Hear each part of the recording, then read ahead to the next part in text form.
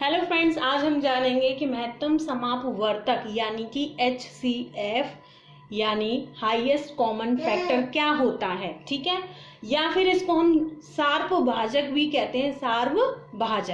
सार्वभाजक को इंग्लिश में कहते हैं GCD यानी कि ग्रेटेस्ट कॉमन डिवाइजर। ठीक है, तो आज हम इसके बारे में जानेंगे कि ये क्या होता है। तो सबसे पहले परिभाषा से ही लेके चलते हैं, फिर हम इसको निकालना भी सीखेंगे किस प्रकार किन किन विधियों से इसको HCF को निकाला जाता है। तो परिभाषा की बात करते हैं, लेकिन उससे पहले कॉपी पेन जरूर लेके बैठिए, क्योंकि मैथ्स बिना कॉपी पेन के हो तो जाता है लेकिन इतना अच्छा नहीं हो पाता है। तो परिभाषा की बात करें, क्या होती है? दो या दो से अधिक दी हुई संख्याओं के सार्व अपवर्तकों में, सार्व मीन्स होता है कॉमन, सार्व मीन्स क्या होता है? कॉमन। सार्व अपवर्तकों में सबसे बड़ा सार्व अपवर्तक दी हुई संख्या का महत्तम सार्वभाजक या महत्तम समापवर्तक कहलाता है।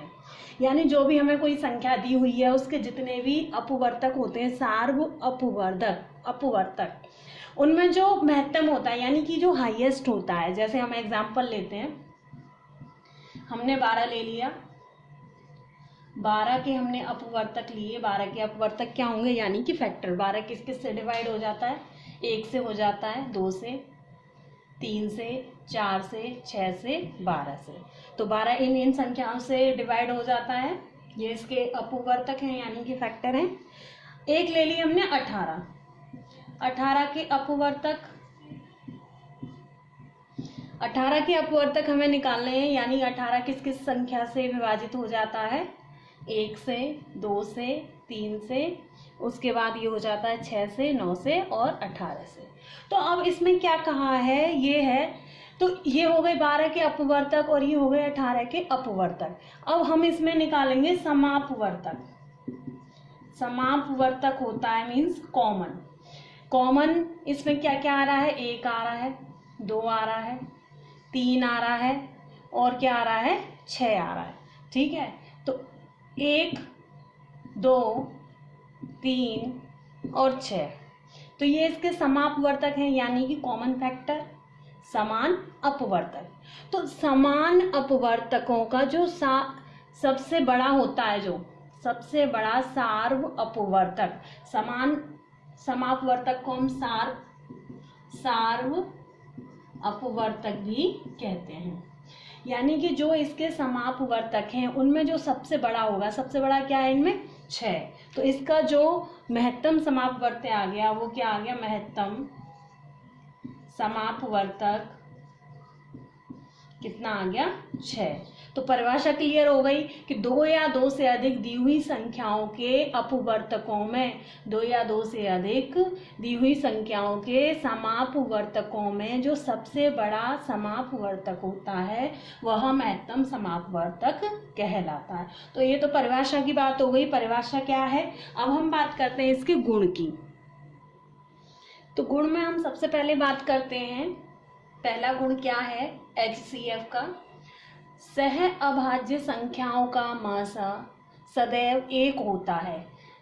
सह अभाज्य संख्या क्या होती हैं? अभाज्य संख्याओं से मतलब नहीं है यहाँ पर, सह अभाज्य संख्याएं यानी कि कोप्राइम नंबर्स यानी जिनका कॉमन फैक्टर 1 हो, उसके अलावा कुछ ना हो। जैसे 4 है और हमने 9 ले लिया, 4 के अपवर्तक हमने निकाले,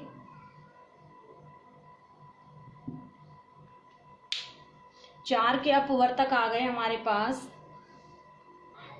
4 के अपवर्तक हो गए हमारे पास 1, 2 और 4। इसी तरीके से हमने 9 के अपवर्तक निकाले, 1, 3 और 9। अब इसमें इनके समापवर्तक क्या हैं? 4 और 9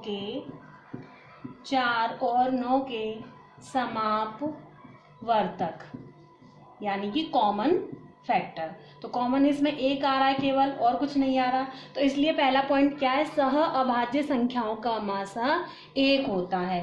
तो कॉमन यही आ रहा है, तो मासा क्या है, मासा तो इसमें सबसे बड़ी संख्या होती है जो कॉमन फैक्टर होते हैं, और कुछ कॉमन है ही नहीं, तो मासा इसका क्या आ गया, एक आ गया। तो पहला पॉइंट क्लियर है कि सह अभाज्य संख्याओं का मासा एक होता है। ये हमारे पास कोप्राइम नंबर्स थे, इनका जब हमने फैक्टर कर लिया तो मासा आ गया एक। ठीक है। अब दूसरा पॉइंट क्या है हमारे पास कि संख्याओं का मासा या तो संख्या से छोटा होगा या सबसे छोटी संख्या के बराबर होगा। जैसे हमने 6 और 12 ले लिया, 6 के अपवर्तक हैं हमारे पास 1 2 3 6, और 12 के हैं 1 2 3 6, ठीक है, 4 और 6 और 12। तो अब इसमें इनका जो कॉमन है, कॉमन फैक्टर यानी कि समापवर्तक, समापवर्तक इसमें हो गया 1 2 3 6, 1 2 3 6, ये इसमें कॉमन हो गया। तो इनका मासा आ गया हमारे पास 6। तो इससे क्या पता चलता है, संख्याओं का मासा या तो संख्याओं से छोटा होता है या सबसे छोटी संख्या के बराबर होता है। तो इस वाले जो क्वेश्चन में क्या है, मासा किसके बराबर आया, जो छोटी संख्या है उसके बराबर आया है। और जो पहले वाला क्वेश्चन किया था उसमें 1 आया था, यानी 4 और 9 दोनों संख्याओं से छोटा था। तो दोनों ही पॉइंट इसमें क्लियर हो गए। अब थर्ड पॉइंट की बात करते हैं, क्या है, दो क्रमागत संख्याओं का मासा एक होता है। क्रमागत नंबर क्या होते हैं, यानी कॉन्सिक्यूटिव नंबर। जैसे हमारे पास एक नंबर 5 ले लिया, एक हमने 6 ले लिया, तो दोनों के हम अपवर्तक निकालेंगे। अपवर्तक क्या होते हैं, 6 के निकालेंगे। 5 किस किस से कट रहा है, 1 से 5 से।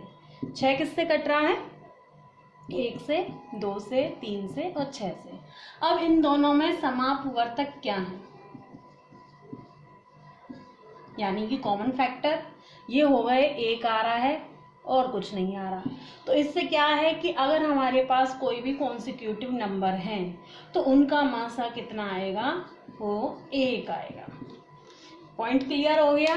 नेक्स्ट पॉइंट की ओर चलते हैं। नेक्स्ट पॉइंट क्या है,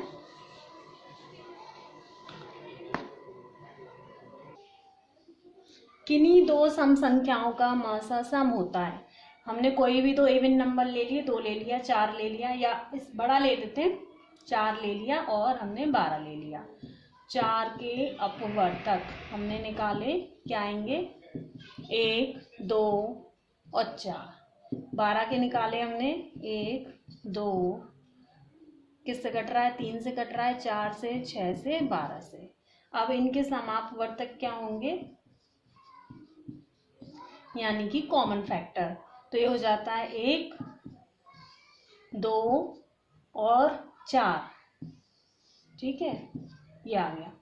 तो अब इसका जो मासा होगा, यानी कि मैक्सिमम हाईएस्ट कॉमन फैक्टर जो होगा, ग्रेटेस्ट कॉमन डिवाइजर कह सकते हैं, या फिर महत्तम समापवर्तक, तो जो इनमें सबसे बड़ा होगा यानी कि 4। तो ये हो गया 4 हमारे पास।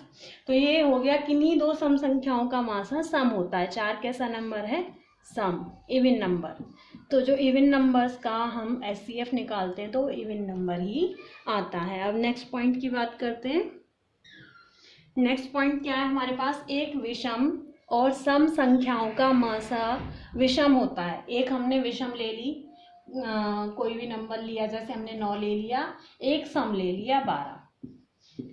तो 9 के अपवर्तक हमने निकाले, 12 के निकाले। 9 किस किस से डिवाइड हो रहा है, 1 से, 3 से और 9 से।